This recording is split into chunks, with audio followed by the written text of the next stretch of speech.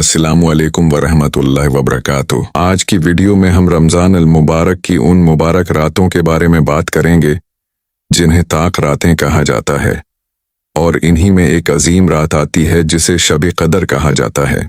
ये वो रात है जिसके बारे में अल्लाह ताला ने कुरान मजीद में फरमाया कि शब कदर 1000 महीनों से बेहतर है। रमज़ान अल मुबारक का महीना तेजी से गुजर रहा है, वो महीना जिसमें अल्लाह की रहमतें आसमान से बरसती हैं, वो महीना जिसका हम पूरा साल इंतजार करते हैं, वो महीना जिसमें गुनाहगारों को भी मुआफ़ी का मौका दिया जाता है। सोचें, अगर किसी इंसान की पूरी जिंदगी तकरीबन 60 या 70 साल हो और अल्लाह उसे एक रात ऐसी दे दे जिसकी इबादत 83 साल से ज्यादा इबादत के बराबर हो, तो ये कितनी बड़ी नेमत है। लेकिन अफसोस की बात यह है कि हम लोग इस रात की कदर नहीं करते।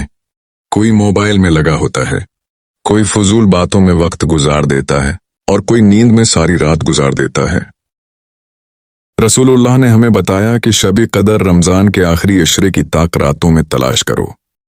इन रातों में अल्लाह ताला की खास रहमत नाजिल होती है। जब आखिरी अशरा आता तो रसूलुल्लाह अपनी इबादत बहुत ज्यादा बढ़ा देते थे। हजरत आयशा रजी अल्लाह अन्हा फरमाती हैं, रसूलुल्लाह रमजान के आखिरी 10 दिनों में इतनी इबादत करते थे जितनी बाकी दिनों में नहीं करते थे। वो रातों को जागते, घर वालों को भी जगाते और अल्लाह के सामने गिड़गिड़ा कर दुआ करते। अल्लाह ताला ने कुरान मजीद में एक पूरी सूरत नाजिल की जिसे सूरह कदर कहा जाता है।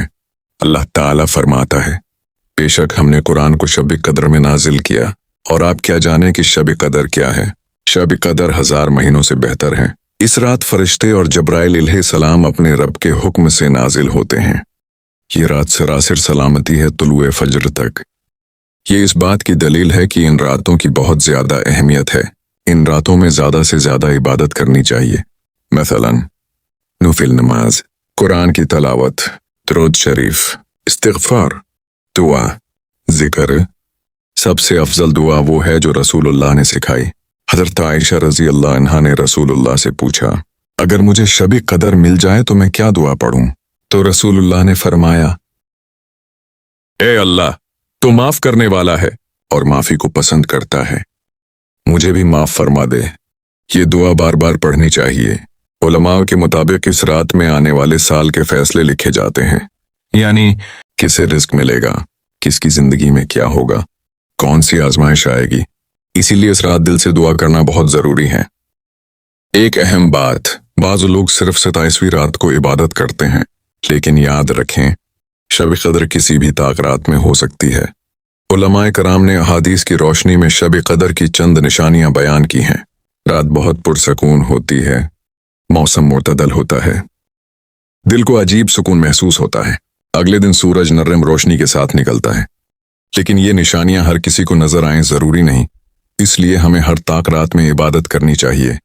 अगर किसी शख्स को शब कदर नसीब हो जाए और वो इखलास के साथ इबादत करे तो उसके पिछले गुनाह माफ हो जाते हैं। ये अल्लाह की बहुत बड़ी रहमत है। मेरे प्यारे भाइयों और बहनों, वक्त ज़ाया करने के बजाय इन रातों को इबादत, दुआ और इस्तिग़फ़ार में गुजारें। क्या पता यही रात हमारी जिंदगी बदल दे। अल्लाह ताला हमें शब कदर की बरकतें नसीब फरमाए। आमीन।